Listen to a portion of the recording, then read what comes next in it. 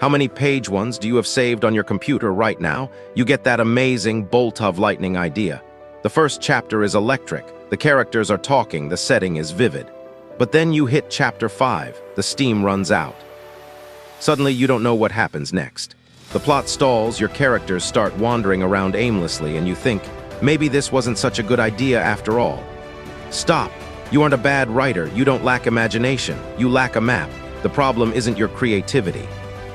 The problem is that writing a novel is like building a house, and you're trying to build the roof before you've poured the foundation. You are confusing inspiration with architecture. When you write without an outline, you are a pantser, writing by the seat of your pants. It feels free, it feels creative, until you get 20,000 words in and realize your main character's goal has completely vanished and your pacing is slower than a snail in molasses. The problem is that pantsing leads to dead ends. It leads to the terrifying blank page. It leads to a file folder full of half-finished stories that you'll never finish. And here is the dark truth that most famous authors don't want to tell you, the secret that separates hobbyists from professional writers. Inspiration is unreliable. Relying on the muse to strike every day when you sit down to write is a guarantee of failure. Inspiration is great for the idea, but dedication, discipline, and structure are what actually finish the book. If you only write when you feel inspired, you might finish one novel every 10 years. If you want to finish a book this year, you can't rely on a feeling. You need a system. The solution is a framework. Not a rigid box, but a scaffold that supports your creativity. You don't need a 50-page scene-by-scene breakdown unless you want one. You just need 5 key moments. This is the structural skeleton of every compelling story. 1. The hook, the status quo. Who is your protagonist and what is their normal life like before everything changes? Establish their deep internal desire, the want. 2. The inciting incident, the catalyst. What event absolutely smashes that normal life to pieces?